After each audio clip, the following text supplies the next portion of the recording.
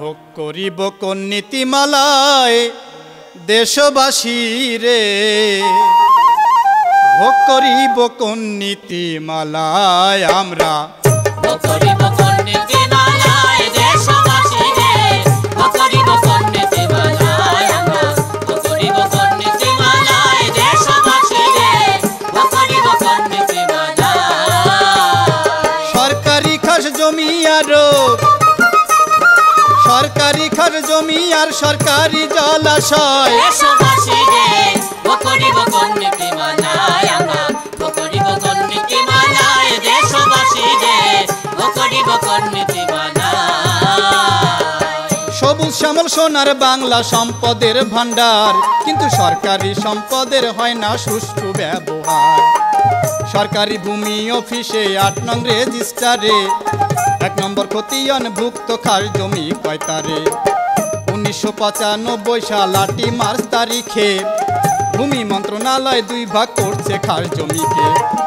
১৯৯৭ এর ব্যবস্থাপনায় পৌরসভা, জেলা, শহর আর উপজেলায় শহর কেন্দ্রিক যে খাস জমি এই নীতিমালার সরকারি উন্নয়ন কাজে হবে ব্যবহার।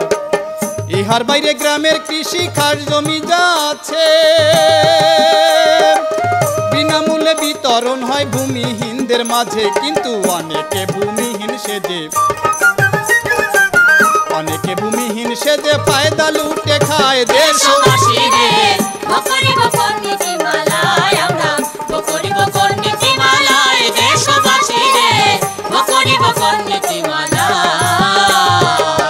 দেশবাসীর কাছে এবার করি যে বর্ণন, ভূমিহীন পরিবার কারা শোনেন দিয়া মন।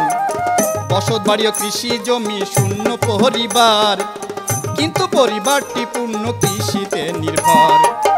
আবার কারো ১০% বসত বাড়ি ভিন্ন, কৃষি জমি না থাকলে সে ভূমিহীনে গণ্য। ভূমিহীন পরিবার অগ্রাধিকার তালিকায় যাদের অবস্থান রয়েছে শোনেন সকলায়। দুস্থ মুক্তিযোদ্ধার বাস্তব ভিটাহীন, আর নদী ভাঙনে যাদের সব জমি বিলীন। বিধবা বা স্বামী পরিত্যক্তা নারী যারা খাস জমিতে অগ্রাধিকার পাইবে তাহারা, যাতে তাদের জীবনধারা কিছুটা বদলায় দেশবাসী রে, ভোগ করিব কোন নীতিমালায় আমরা, ভোগ করিব কোন নীতিমালায় দেশবাসী রে, ভোগ করিব কোন নীতিমালায়। খাস জমি পাইতে গেলে কি কি করতে হবে সরকারি নিয়ম নীতি জেনে নিবেন সবে। জেলা, উপজেলা এবং জাতীয় পর্যায়ে 3টি কমিটি রয়েছে ব্যবস্থাপনায়।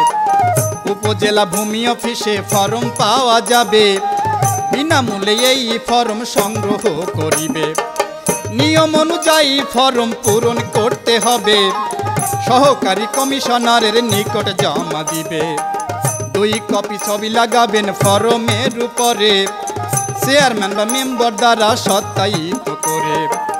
ইউনিয়নের নাগরিকত্ব সনদ জমা দিবে, বন্ধু মুক্তিযোদ্ধা হলে সনদ সাথে নিবে। বিধিমতে খাস জমি যারা বন্দোবস্ত পায়, সমান অংশে স্বামী স্ত্রীর ভিন্ন দলিল হয়। এই জমি পাওয়ার পরে কেউ বিক্রি করে দিলে সরকারের কাছে যাবে তার মালিকানা চলে, তখন লাভে মূলে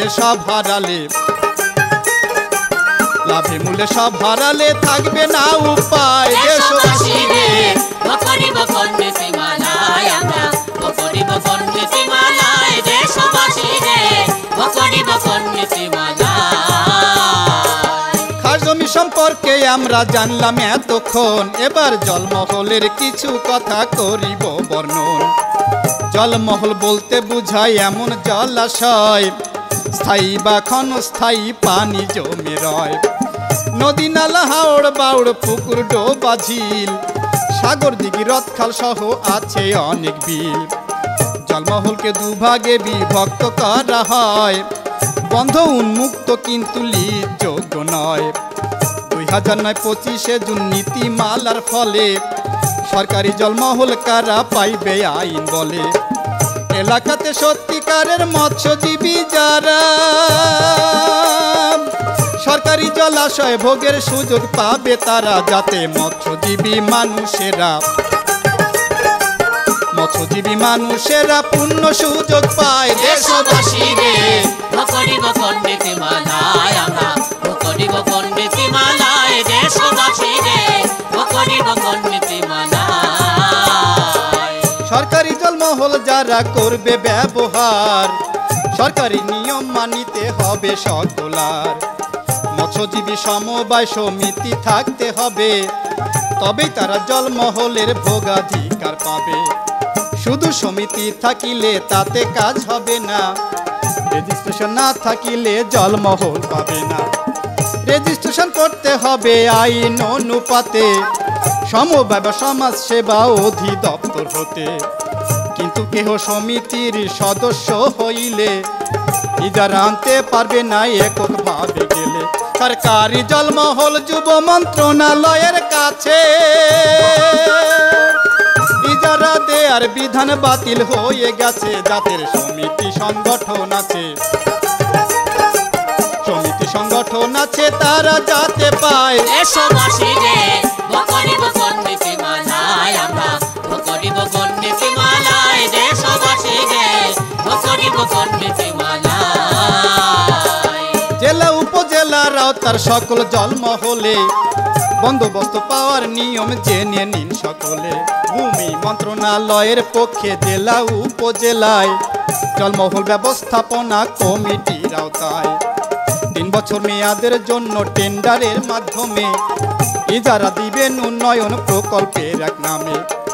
উপযুক্ত সমিতি না পাইলে প্রথমবার, দ্বিতীয়বার সবার জন্য উন্মুক্ত টেন্ডার।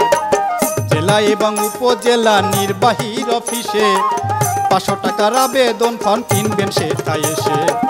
জেলা এবং উপজেলা নির্বাহীর আওতায় 10 লাখ টাকা মূল্যমানের ইজারা পাওয়া যায়। ইজারার টাকার পরিমাণ বেশি হইলে তার অনুমোদন করবেন বিভাগীয় কমিশনার। ভবিষ্যতে যাতে আপনার সমস্যা না হয়। দেশবাসী রে করিব কোন নীতিমালায় আমরা করিব কোন নীতিমালায়, দেশবাসী রে করিব কোন নীতিমালায়। সরকারি খাস জমি আর সরকারি জলাশয়, দেশবাসী রে করিব কোন নীতিমালায় আমরা করিব কোন নীতিমালায়, দেশবাসী রে করিব কোন নীতিমালায় আমরা করিব কোন নীতিমালায়, দেশবাসী রে করিব কোন নীতিমালায়।